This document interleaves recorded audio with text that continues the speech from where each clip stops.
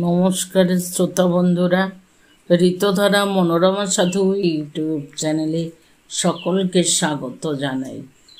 আজ একটি অসাধারণ গল্প পড়ে শোনাচ্ছি।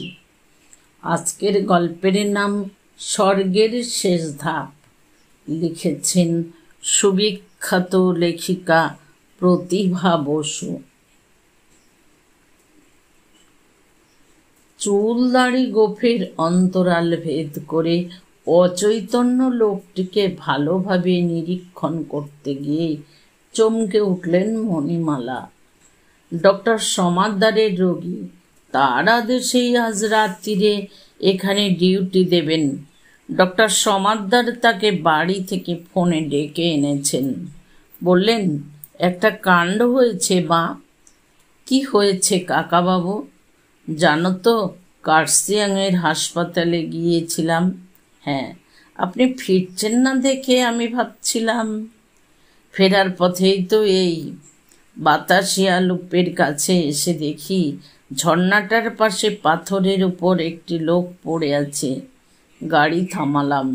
একেবারে রক্তাক্ত দেহ। তারপর আমার তো মনে হয় কেউ স্ট্যাব করেছে। রক্তটা গড়াচ্ছে বুক থেকে। তুলে তক্ষুনি নার্সিংহোমে নিয়ে এসেছি 7:30 নাগাদ। এখন তো 11টা। এখনো জ্ঞান ফিরল না।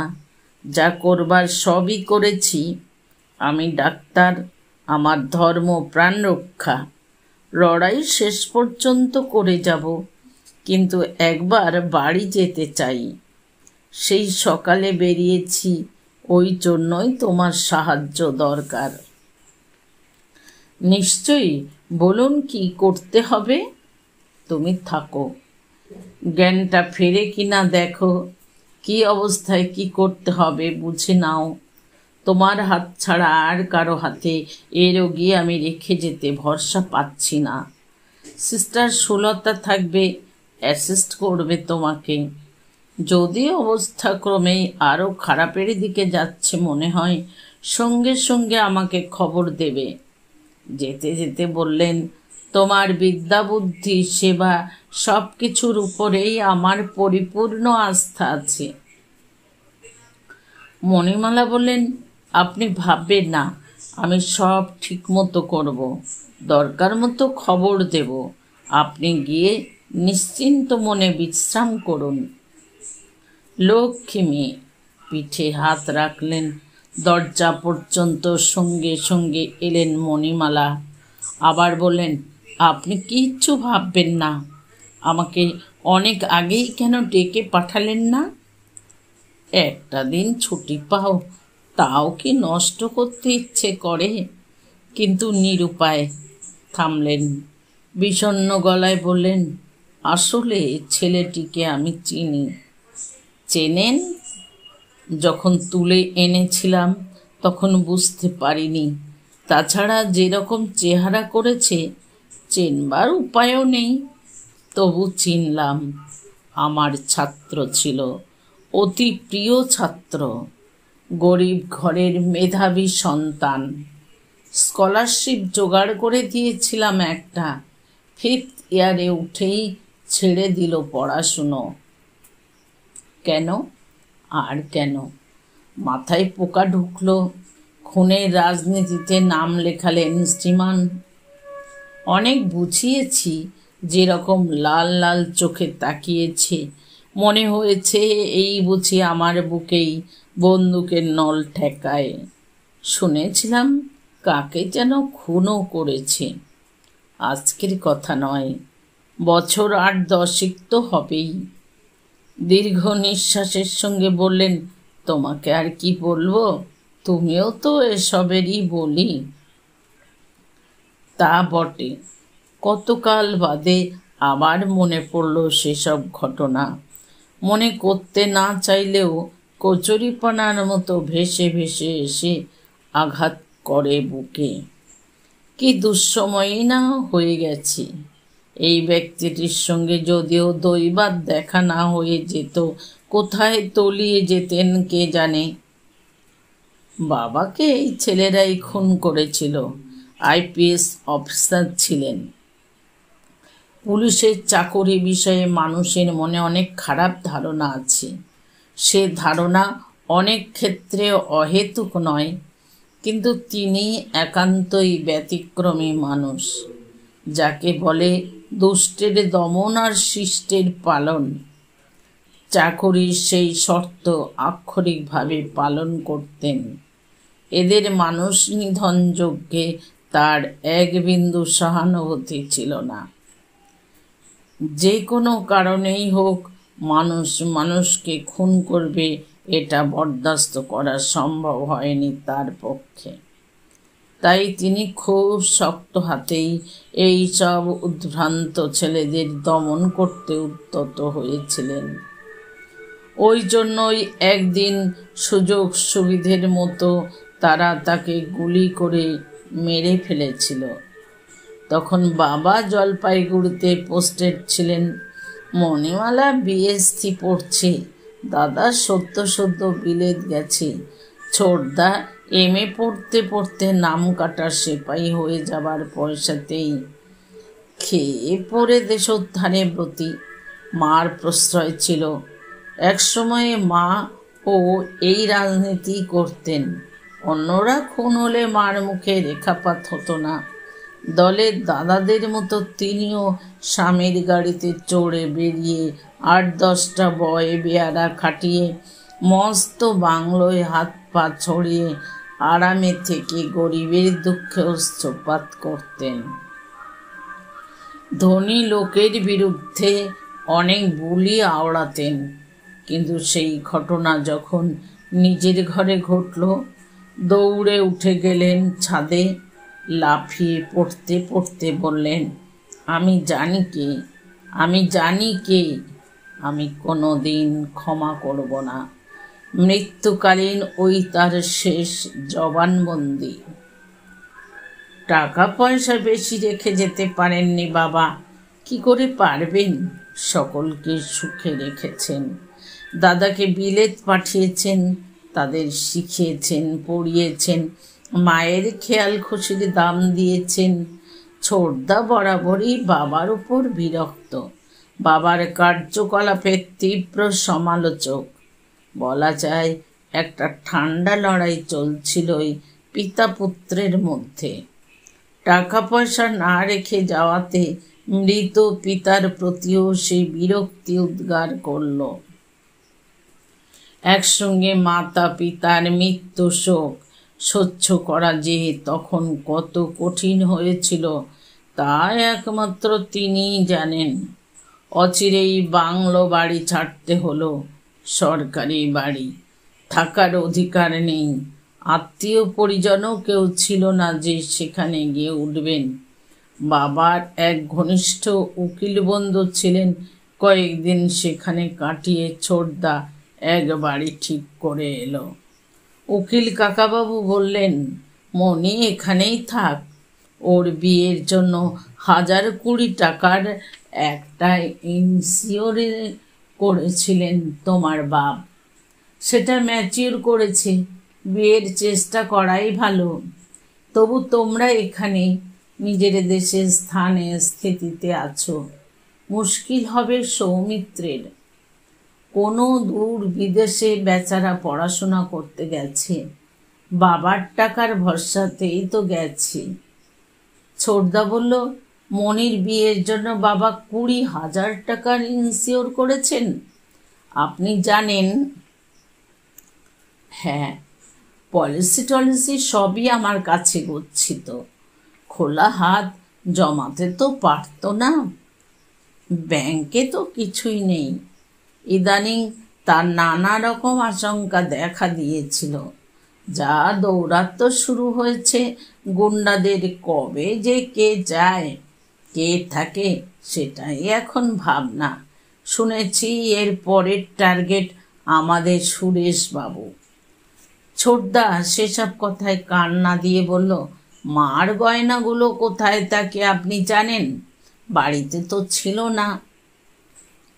যারা তাকে গুলি করে মেরেছে তারা যে শীঘ্রই চড়াও হবে এটা তোমার বাবা আন্দাজ করতে পেরেছিলেন।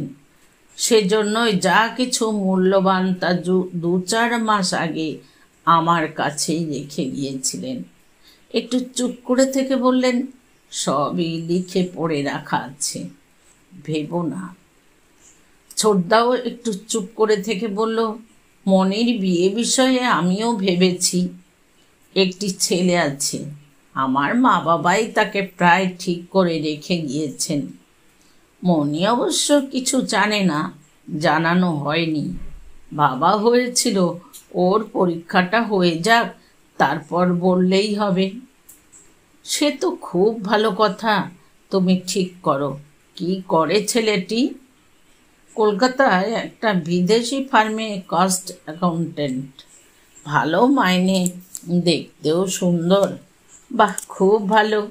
সব দিক বিবেচনা করলে মনিকে যত তাড়াতাড়ি হয় বিয়ে দেওয়াই শ্রেয়। বিয়ের পরেই না হয় পড়াশুনো করবে, রক্ষণাবেক্ষণের মানুষ তো থাকবে। এইটুকু মেয়ে আর কি আদরের। না অমল, যা ঘটে গেল আমি কিছুতেই মেনে নিতে পারছি না। কি ভালো মানুষ যে ছিলেন তোমার বাবা। আহা, খেয়ে দিয়ে বেরুলেন বাড়ি থেকে, গ্যারেজ কতটুকু রাস্তা বলো, ওইটুকু আস্তে আস্তেই হয়ে গেল সব। তার মানে দুর্বৃত্তরা জানতো কখন বেরুবে, নিশ্চয়ই কেউ খবর দিয়েছিল। ব্যস্ত হয়ে ছোটদা বলল, আমি যাই, বাড়িটা তাহলে নাকচ করে দিয়ে আসি। মনি কয়েকদিন এখানেই থাক বরং, আমি আবার যে বন্ধুর সঙ্গে আছি আর 2-1 মাস সেখানেই থাকি। আর ওই পাত্রটির খবরাখবরও করো। সে তো নিশ্চয়ই। তাহলে আপনি ওই টাকাটার বন্দোবস্তটাও করে ফেলুন। ওর বিয়ের টাকা বাবার ইচ্ছানুসারে ওকেই দেওয়া উচিত। মার গয়নাও তো আছে, সেটাও ওকেই দেব। উকিল কাকা বললেন, না না, ও সব ওকে দেবে কেন? মায়ের গয়নায় তোমাদের 3 ভাই বোনেরই সমান অধিকার। ছোটদা বলল, আমাদের একটাই বোন, ওকেই আমরা যথা সর্বস্ব দিয়ে সাজিয়ে দেব। এখানে ভাগের কোনো প্রশ্নই ওঠে না। এ কথা শুনে উকিল কাকাবাবু মুগ্ধ। এরপরে বিবাহ পর্ব সমাধা হতে দেরি হয়নি। ছেলে ছুটি পেল না বলে বিয়ে হলো কলকাতায় এসে। জরুরি মামলা পড়ায় কাকাবাবু উপস্থিত থাকতে পারেননি শেষ পর্যন্ত। কিন্তু এসে ছেলে দেখে, তার দাদা বৌদির সঙ্গে আলাপ করে, তাদের বাড়িঘর পরিদর্শন করে খুশি মনে চলে গিয়েছিলেন। ছোটদা তাকে নিয়ে যে বাড়িটায় এসে উঠেছিল সেটা ওদেরই বাড়ি, বেলঘরিয়াতে বলে সেখানে থাকে না, থাকে কলেজ স্ট্রিটে একটা ফ্ল্যাটে। বাড়িটা হাত পা ছড়ানো, কিন্তু লোকজন না থাকায় পোড়ো হয়ে আছে। সামনে ধুধু মাঠ, পিছনে পুকুর, দেয়াল ঘেরা বাড়ি। ফটক বন্ধ করলেই নিরাপদ। মণিমালার ভালোই লেগেছিল। আসল ভালো যাকে লেগেছিল সে হচ্ছে বাড়ির মালিক, তার ভাবী স্বামী প্রবাল। প্রথম আলাপেই যে সরাহত হয়েছিলেন সে বিষয়ে সন্দেহ নেই, কিন্তু প্রবালের ভাবভঙ্গিটাই একটু অদ্ভুত। সব সময়ই অন্যমনস্ক, চিন্তিত। কলকাতায় এসে পৌঁছবার 10 বাদে বিবাহ হয়েছিল। এই কয়দিন রোজ না হোক, 3-4 দিন তো এসেছে রাত্রে। ছোটদা বলে, আপিসে ভীষণ খাটুনি, তাই রাত হয়ে যায়। কিন্তু একটা রোববার পড়ল মাঝে, সেদিনও ওই রাত্রেই এলো। আসত বটে, কিন্তু এসেই যাবার জন্য চঞ্চল, কেবল উসখুস। খুব খারাপ লাগলো মণিমালার। স্বভাবতই মনে হতো মানুষটির বোধহয় কোনো আগ্রহ নেই তার প্রতি। তবু কেন বিয়ে করছে সেটা ভেবেও অবাক হতেন। অনেক দিন এমনও হয়েছে বাড়িতে নবনিযুক্ত পরিচারক আর মণিমালা ছাড়া কেউ নেই। সেদিনও প্রবাল যে একটু বেশিক্ষণ বসবে বা নিভৃত পেয়ে ভাবি স্ত্রীর সঙ্গে খানিকটা বেশি সময় কাটাবে তাও করেনি। ওই একই রকম আসতো বসতো, হঠাৎ চমকে উঠে চলে যেত। যতক্ষণ থাকতো কথা বলার চেয়ে চকিত থাকতো বেশি। এ অবস্থাতেই একদিন হয়ে গেল বিয়ে, রেজিস্ট্রেশন হলো। এত নিঃশব্দে হলো যে বোঝাই গেল না বিবাহ। অবশ্য ওই দুর্জয় শোকের মধ্যে এর চেয়ে আর কি বেশি হবে। ছোটদা বলল, কাকাবাবু তাহলে শেষ পর্যন্ত এলেন না? যাকগে, টাকা কড়ি সবই তিনি রেখে গিয়েছিলেন আমার কাছে। আমিও সবই কাল এসে তোমাদের হাতে দিয়ে যাব। আজ এখনই একটা জরুরি কাজে চলে যাচ্ছি। দেখা গেল অমল একাই গেল না। বিবাহ সম্পন্ন হতে প্রবালের দাদা বৌদি বন্ধুরাও সবাই চলে গেল। রইল শুধু প্রবাল আর পরিচারক গোবর্ধন। সব ব্যাপারটাই কেমন ধোয়া ধোয়া লাগছিল, যেন ঠিক স্বাভাবিক নয়।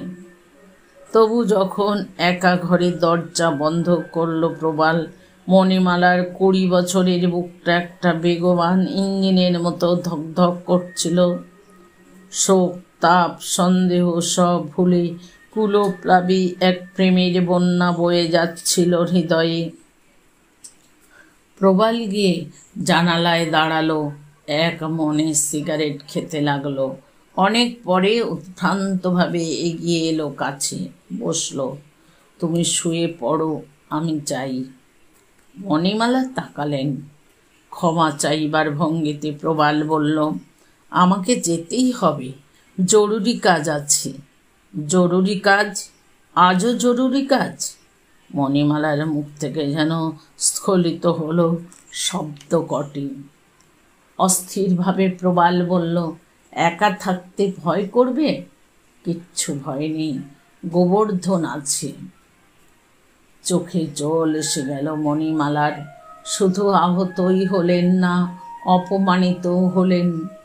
ঢোক গিলে বললেন, পিতৃমাতৃহীন বলে কি আপনি দায় উদ্ধার করেছেন? মানে? ভেবেছেন বিপন্ন, অভিভাবক নেই, বিবাহের স্বীকৃতি দিয়ে মহত্ব দেখাই? ছি ছি, এরকম বলো না। আমি গোড়া থেকেই বুঝতে পেরেছিলাম এই বিবাহ আপনি অনেকটা দায়ে পড়েই করছেন। কিন্তু কেন? যাকে আপনি চান না, গ্রহণের অযোগ্য বিবেচনা করে। প্রবাল পায়ের কাছে হাঁটু ভেঙে বসল। তুমি বিশ্বাস করো, তুমি প্রথম মেয়ে, তুমি একমাত্র মেয়ে, যাকে দেখা মাত্রই আমি আমার হৃদয় মন সমর্পণ করে নিঃস্ব হয়েছি।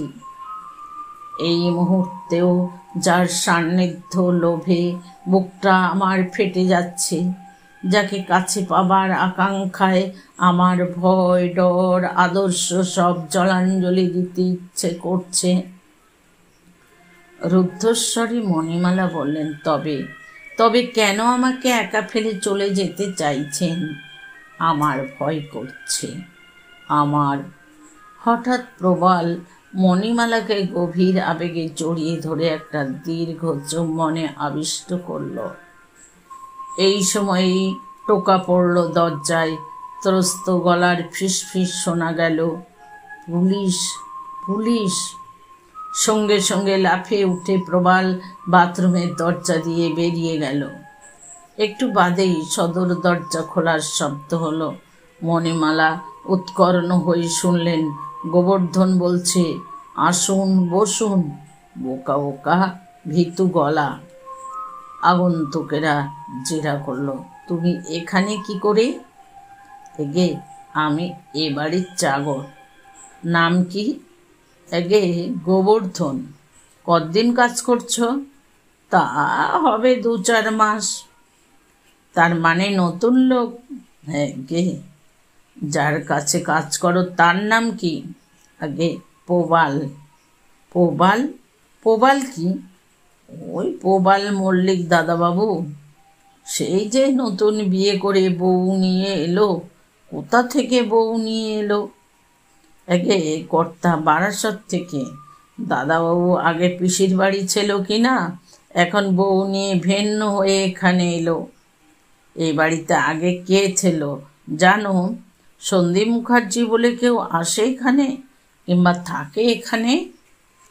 তা তো কর্তা আমি জানি না। অমল মৈত্র বলে কেউ আছে এখানে?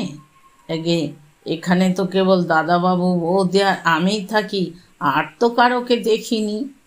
ঠিক আছে, দাদাবাবুকে ডাকো। দাদাবাবুর তো আজ নাইট ডিউটি। Night duty? কোথায় কাজ করে? ওই পেরেছে না জানি কোথায়। ঠিক আছে, চলো, তোমাদের ঘরগুলো আমরা দেখব।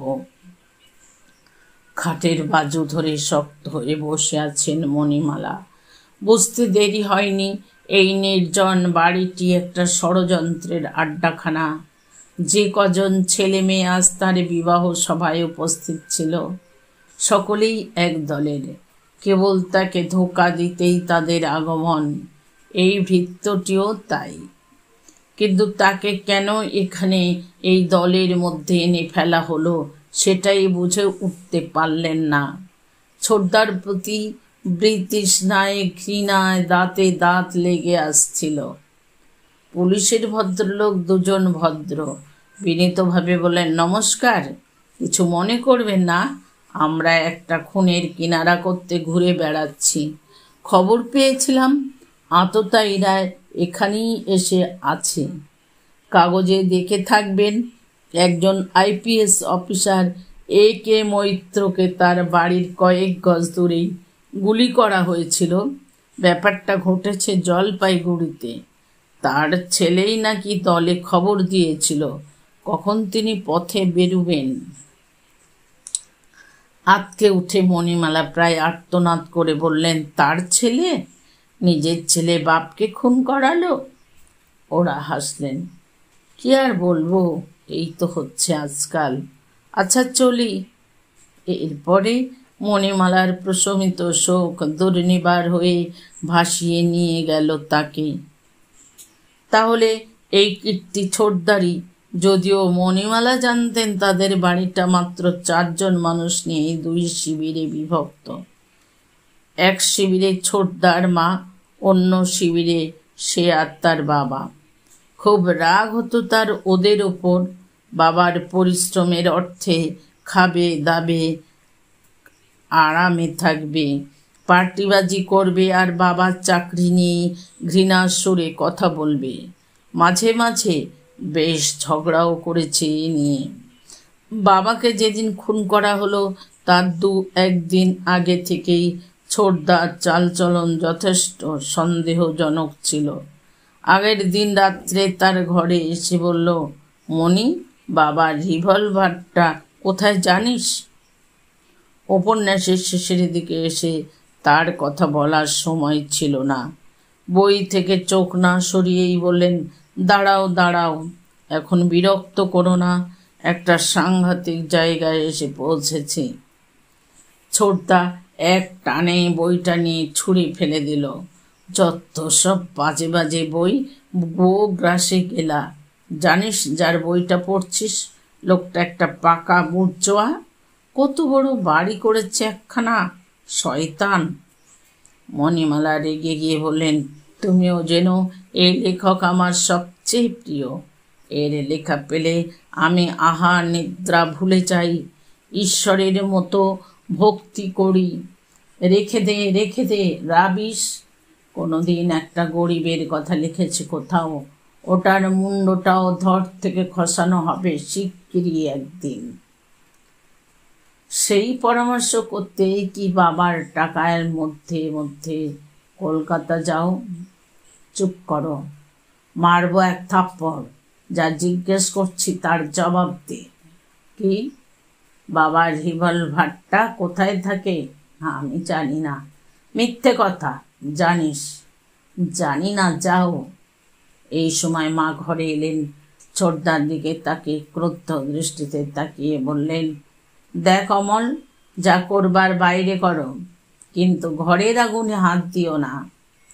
ছোটদা তাচ্ছিল্যের ভঙ্গিতে বলল, কেন? যার শত্রু পরে পরে না, আমি তোমার মতো স্বার্থপর নই। যা ঠিক বলে জানি সেখানে ওসব বাবা ফাবার সেন্টিমেন্ট আমার নেই। পরের দিনই খুন হলেন বাবা। বাবাকে যে এই সব ছেলেরা সবসময়ই অনুসরণ করে তা বাবা জানতেন। সাবধানতাও ছিল যথেষ্ট। প্রতিদিনই তিনি 11টায় বেরুতেন। ঘরের দরজায় আব্দুল গাড়ি নিয়ে আসত। বাবা হাতে রিভলভার নিয়ে উঠে যেতেন। সেদিন কিন্তু অসময়ে বেরুলেন। প্রায় 1:45টার সময় যাবেন বাগডোগরা। সেখানে একটা আত্মগোপনকারী দলের সন্ধান পেয়েছেন। গাড়ি একটু দূরের গ্যারেজে থাকতো। আব্দুলও থাকতো সেখানে। আব্দুলের দেরি দেখে বাবা ছটফট করতে করতে নিজেই বেরিয়ে গেলে গ্যারেজের দিকে। উত্তেজিত ছিলেন খুব। তাই হয়তো সামান্য অসতর্ক হয়ে পড়েছিলেন। বাবার আগেই ক্ষিপ্র গতিতে ছোটদা বেরিয়ে গেল। বাবা মণিমালাকে বললেন, চলি রে, দেরি দেখলে ভাবিস না, এই উৎপাত আমি ঝাড়ে বংশে উৎখাত করব। তীর্যক দৃষ্টিতে মার দিকে তাকালেন। এখন বোঝা যাচ্ছে এই অসময়ে বেরোনোর খবরটা ছোটদাই দিয়েছিল তাদের। একটু আগে বেরিয়ে যাওয়াটাই তারই নির্দেশ, যেন কিছুতেই মিন না করে। মা কি জানতেন? মা কি সন্দেহ করেছিলেন? তাই কি আগের দিন ছোটদার সঙ্গে ওই ধরনের কথাবার্তা হলো? তাই কি শেষ পর্যন্ত আত্মহত্যা করে কৃত পাপের প্রায়শ্চিত্ত করলেন? ভোর স্পষ্ট না হতেই কোথা থেকে ভিজে গায়ে ভিজে কাপড়ে ফিরে এসেছিল প্রবাল। না, স্বামীর সঙ্গে কথা বলতে আর প্রবৃত্তি হয়নি। এরা সবাই তার পিতৃহন্তা। এরা সবাই তার প্রতিহিংসার পাত্র, ঘৃণার পাত্র। তিনি চিন্তা করছিলেন থানায় গিয়ে আত্মপরিচয় দিয়ে স্বামী নামের এই খুনিটাকেও ধরিয়ে দেবেন কিনা। কিন্তু এই শহরের তো তিনি কিছুই চেনেন না, কিছুই জানেন না। কি করে কোন পথে যাবেন? একটা সাহায্যকারীও নেই। নিজের অসহায় অবস্থাটা এই প্রথম এমনভাবে উপলব্ধি করে তিনি ব্যাকুল হলেন। এবং এই হলো তার বিবাহের প্রথম রজনী।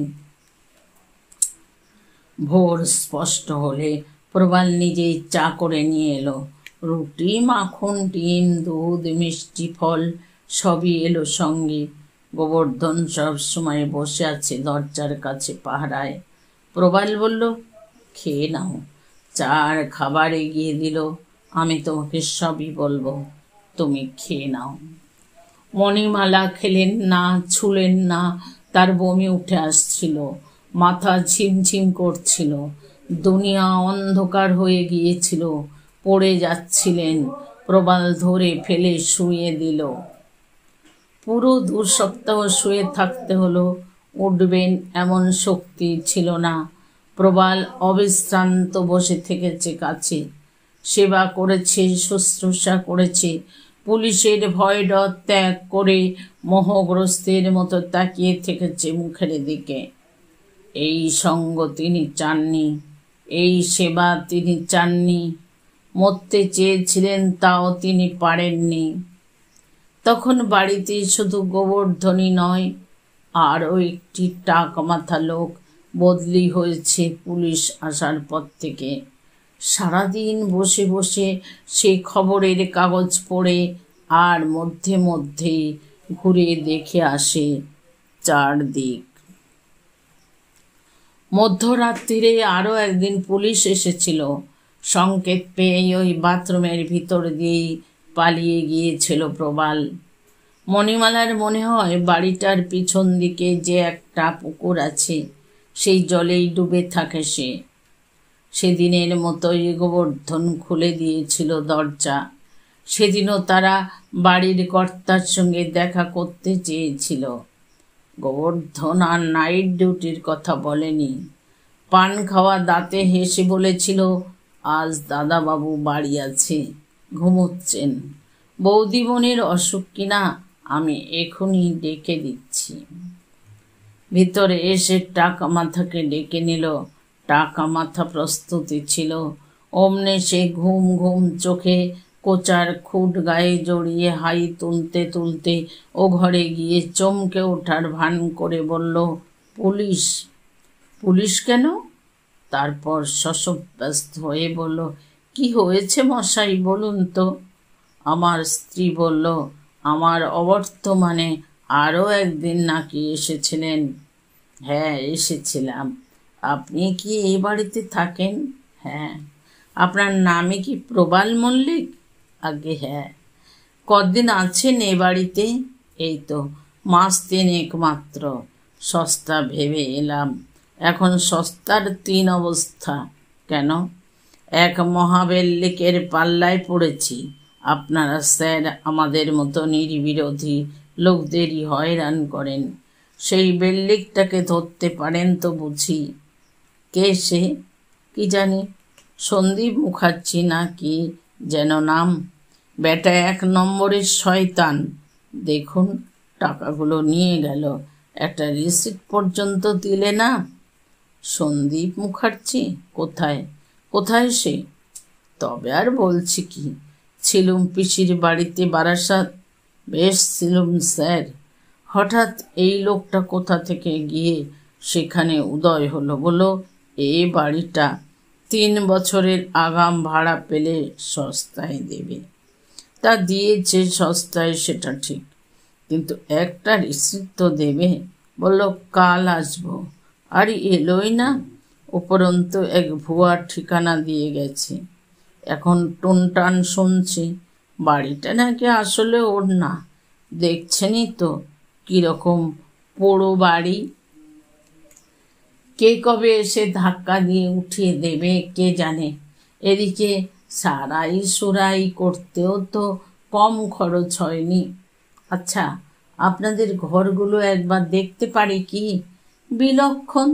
তবে আমার স্ত্রী বড় অসুস্থ। তাহলে আপনি বলছেন এ বাড়ি আপনি সন্দীপ মুখার্জির হাত থেকে পেয়েছেন?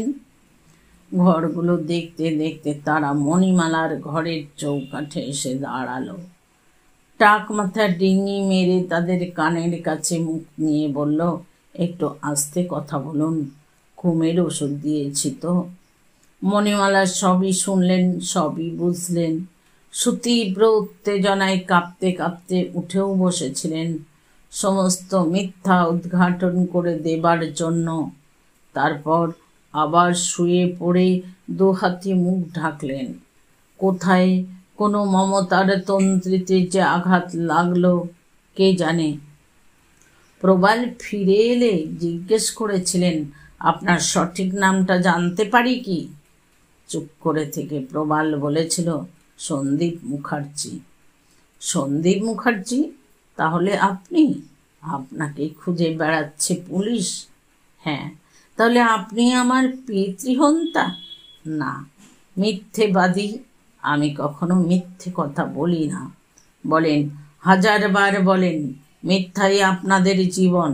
মিথ্যের ব্যাসাতি করেই আপনারা জন্তু জানোয়ারের মতো একে ওকে খুন করে বেড়ান। আপনাদের মতো কতকগুলো কৃমি কীটকে সরকার এখনো কেন ধরে ধরে জ্যান্ত পুড়িয়ে মারছে না? ধরতে পারলে পুড়িয়েই মারবে। তুমি কেন সেদিন ধরিয়ে দিলে না? দিলে তোমারও শান্তি হতো, আমারও প্রায়শ্চিত্ত হতো। দেব দেব, নিশ্চয়ই দেব। সেদিন না পারলেও একদিন আমি পারব। মৃদু হেসে সন্দীপ বলল, না পারবে না, কোনো দিনই পারবে না। যতই ঘৃণা করো না কেন, যতক্ষণ জানবে আমি তোমার স্বামী, ততক্ষণ সেই সংস্কারটাই তোমাকে বাধা দেবে। সুতরাং জানিয়ে দেয়া ভালো, আমাদের বিবাহের অনুষ্ঠান সবই সাজানো, সবটাই ফাঁকি। তোমার পিতার টাকাটা আত্মসাৎ করবার জন্যই সেই আয়োজন। কি বলছেন আপনি? সমস্তই তোমাকে এবং তোমার উকিল কাকাকে ধোঁকা দেবার ফন্দি। শেষ পর্যন্ত তিনি আসতে পারেননি বটে, তবে আসার সম্ভাবনা তো ছিল। 2 চোখে আগুন ছড়িয়ে মণিমালা বললেন, আর আপনি সেই ষড়যন্ত্রের প্রধান নায়ক না, আমি নিরুপায় নিমিত্ত মাত্র। আপনি নিরুপায় নিমিত্ত মাত্র? আপনার লজ্জা করল না বর্ষে যে এসে বসতে? যদি বিশ্বাস করো বলবো, লজ্জা, দুঃখ, বিদ্রোহ সব বৃত্তি কাজ করেছিল, কিন্তু উপরতলায় আদেশ আমাদের মান্য করতেই হয়। আমরা কীড় মানুষ নন, মনুষ্যত্ব নেই। একদিন এক উন্মাদ আদর্শবাদের প্রেরণায় যে ভুল পথে এসে পা দিয়েছি, সেখানে মনুষ্যত্ব বা বিবেকের কোনো স্থান আছে বলে আর এখন মনে হয় না। কিন্তু বেরুবারও আর রাস্তা নেই। সেজন্যই খুন করে পাগলা কুকুরের মতো লুকিয়ে পালিয়ে বেড়াতে বেড়াতে একটা মেয়ে সর্বনাশ করে দিলেন। উহ, এখন আমি কি করি, কি করি? মণিমালা মাথার চুল ছিঁড়তে লাগলেন। সন্দীপ শান্তভাবে বলল, তোমার কাছে আমার কতগুলো বলবার কথা আছে। তার একটা হচ্ছে, খুন আমি করিনি, তবে দলে ছিলাম আমরা 7 জন। দূরে দাঁড়িয়ে আমি লক্ষ্য রাখছিলাম কেউ এসে পড়ে কিনা। খুনের ব্যাপারে সেই আমার হাতে খড়ি। এই বিবাহেও যেমন আমার বিবেক বা ইচ্ছে অনিচ্ছের কোনো প্রশ্ন ছিল না, উপরতলার আদেশে যেমন তোমাদের ঠকাতেই হয়েছিল, এই খুনের দলে নাম লেখানো তার ব্যতিক্রম নয়। দূরে দাঁড়িয়ে মনে মনে পথ খুঁজছিলাম, কিভাবে এই কঠিন শৃঙ্খল থেকে মুক্তি পেতে পারি। এই সময়েই একটা আর্ত চিৎকারে আকৃষ্ট হয়ে সব ভুলে ছুটে গেলাম সেখানে। যে খুন করেছিল সে ততক্ষণে পালিয়ে গেছে। কথা ছিল, কাজ হয়ে গেলেই যে যে পজিশনে আছি প্রত্যেকের নির্দিষ্ট পথে পালিয়ে যাব। সবই অঙ্ক কষা। আমার অঙ্কটাই মিলল না। যাকে খুন করা হয়েছিল তিনি ছিলেন একটি কলেজের অধ্যক্ষ। অপরাধের মধ্যে এই পথগামী ছেলেদের তিনি অপছন্দ করতেন এবং তা সরবে ঘোষণা করতেন। নির্জন বটগাছটার তলায় মৃত্যুর সঙ্গে জুঝতে তিনি যখন জল করে আর্তনাদ করছিলেন, আমি জল দিতে চেয়েছিলাম, ডাক্তার ডাকতে চেয়েছিলাম, গাড়িতে তুলে হাসপাতালে নিয়ে যেতে চেয়েছিলাম। কেউ একজন পিছন থেকে হ্যাঁচকা টানে প্রায় শূন্যে তুলে নিয়ে পালালো। পকেটে একটা নোট বই ছিল, পড়ে গেল সেটা। আমার নাম লেখা ছিল তাতে। তাহলে কেন আপনি পুলিশের কাছে গিয়ে সত্য কথা বলছেন না? সে হয় না। আমি বিশ্বাসঘাতক হতে পারি না। আমি নিজেকে নিরাপদ করার জন্য তাদের ধরিয়ে দিতে পারি না। তোমার কাছে বলি করেও যে কথা বলে উঠতে পারিনি। এটা হচ্ছে তার 1 নম্বর। 2 নম্বর, বিবাহ। এভাবে ঠকিয়ে যোগ্য পাত্র সাজিয়ে টাকা হাত করার বুদ্ধিটা অমলের, প্রস্তাবনা অমলের, সিদ্ধান্ত সুপ্রিম কর্তা নিহার মজুমদার। নাম নিশ্চয়ই জানো। প্রয়োজনের টাকার জন্য চুরি, ডাকাতি, খুন সবই যেখানে ধর্ম, একটা সামান্য বিবাহের ভরং নিশ্চয়ই সেখানে নেহাতি সামান্য ব্যাপার। এ বাড়ির মালিকও আমাকেই সাজানো হয়েছে, কিন্তু বাড়িটা নিহাতদার পৈতৃক। সে যাক, এখন যেটা আমার আসল বক্তব্য সেটা হচ্ছে, বিয়ের বর আমি আদেশেই সেজেছিলাম। এখন বিনা আদেশেই তোমাকে জানাই, দস্তখতের বিবাহ বা সাক্ষী সাবুদের বিবাহ কিছুই আমি মানি না। আমার আসল মূলধন আমার ভালোবাসা। আমি শুধু তাতেই বিশ্বাস করি। সেই অধিকারের জোরেই বলছি, তুমি আমাকে গ্রহণ করো। তীক্ষ্ণ স্বরে মণিমালা বলে উঠলেন, আমি আপনাকে ঘৃণা করি। আপনাদের কোনো কথা আমি বিশ্বাস করি না। অনুগ্রহ করে অমল নামে সেই শয়তানটাকে ডেকে দিতে পারেন? আমি তার মুখোমুখি দাঁড়াতে চাই একবার। নিঃশ্বাস নিয়ে সন্দীপ বলল, সে নেই। টাকা পয়সা নিয়ে সেপিয়ে রাত থেকেই পলাতক। পলাতক কোথায় কেউ জানে না। সম্ভবত জলপথেই সে ভারতবর্ষ ছেড়েছে। পুলিশের চোখেও ধুলো দিয়েছে, দলের চোখেও ধুলে দিয়েছে। শুধুমাত্র তো বিবাহের 20,000 টাকাই নয়, নগদেও 1,015 দিয়েছিলেন উকিল ভদ্রলোক। তার উপর গয়না বিক্রি করে পেয়েছে 30,000। সব নিয়ে গেছে। 5,000 টাকা প্রথম দিকে বিশ্বাস উৎপাদনের জন্য বোধহয় পার্টি ফান্ডে দিয়েছিল। একটা নোট রেখে গেছি, তার থেকেই টাকা নিয়ে আমরা যেন তোমাকে জলপাইগুড়ি পাঠিয়ে দিই। এরপরে আর স্তম্ভিত মণিমালা একটিও কথা বলতে পারলেন না। সন্দীপও অনেকক্ষণ চুপ করে থেকে গাঢ়স্বরে ডাকল, মণিমালা। মাথা ছেকে উত্তেজিতভাবে মণিমালা বললেন, আমাকে আপনি কখনো নাম নিয়ে ডাকবেন না। সন্দীপ ব্যথিত হয়ে বলল, কেন? আপনার সঙ্গে আমার কিসের সম্পর্ক? আপনাকে আমি কতটুকু চিনি? জানি তুমি আমার স্ত্রী। কখনো না, কখনো না। তাহলে নিয়ম পালনই তোমার কাছে সবচেয়ে বড়। ভালোবাসার কোনো মূল্য নেই মণি, আমার মণি। মণিমালা কানে আঙুল দিলেন, না না না, আমি আর এক মুহূর্ত এই নরকে থাকতে চাই না। আমার দিকে তাকিয়ে দেখো। দেখেছি, আমি দেখেছি। প্রত্যেকে আপনারা এক একটি অমল। আপনারা সবাই আমার বাবার মৃত্যুর জন্য দায়ী। আপনাদের সবাইকে আমি ধরিয়ে দেব। আমার অমন ঋষিতুল্য বাবার মৃত্যুর প্রতিশোধ আমি নেব নেব নেব। ছুটে মণিমালা বসার ঘরে এলেন।